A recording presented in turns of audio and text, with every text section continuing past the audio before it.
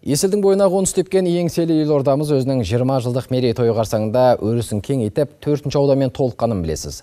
Байқоңырдың атымен аталған жаңа аудан қалай түрленіп, қай бағытта дамиды? Әріптесім Бірлік Берікұлынан білеміз. Мәселен, үйдің кіреберісіне су жаңа домофон орнатылған. Бұның артықшылығы неде дейсіз ғой?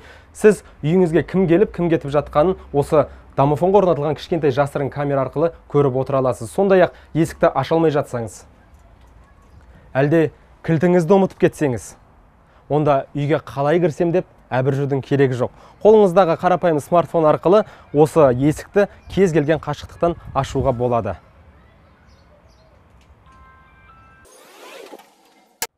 Байқоңыр Астананың көне әрі жаңа ауданы болып есептеледі. Тұрғын үйлердің көбі 70-80 жылдары салынғанымен, ауданның өзі бірнеше ай бұрын ғана құрылған. Биыл аудандағы 73 аула мен 38 көше ретке келтіріледі. Полностью проанализировали. Біз ауданға қатысты барлық мәселелерді реттеудеміз. Біз осы жолы 73 алаңның жөндеу жұмыстарын аяқтаймыз. 12-сінде жұмыс жүріп жатыр, ал 11-і қала күніне дейін аяқталады. Аудан көшелерінің біріндегі шлагбаумдар мен шамдарға ақылды жүйе енгізіледі. Барлығы 30 инновациялық жобаны жүзеге асыру жоспарланған. Ол инвесторлар есебінен қаржыландырылмақ. Қазір 52 тұрғын үйге заманауи жабдықтар орнатылған.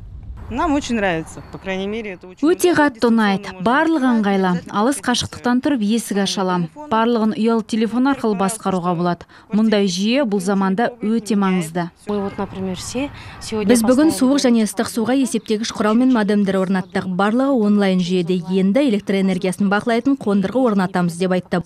2022 жылға дейін ауданда 4 мектеп пен 2 отбасылық дәрігерлік амбулатория және 30 заманауи аялдама салынады. Ол ма? Байқоңыр ауданының аты затына сай болсын деп, ғарышкерлер саябағы және обсерваториясы бар мектеп салу қарастырылған.